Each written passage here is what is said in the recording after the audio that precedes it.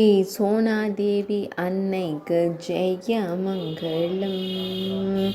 மத்திய பிரதேச மாநிலத்தில் ஆலயம் கொண்டருள்வதற்கு சுப மங்களம்.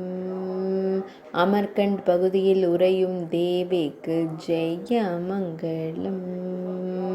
பக்தர்களை காத்தருளும் அன்னைக்கு சுப மங்களம். சத்புரா மலை தொடர் ஆலயம் கொண்டருளும் அன்னைக்கு ஜெய மங்களம்.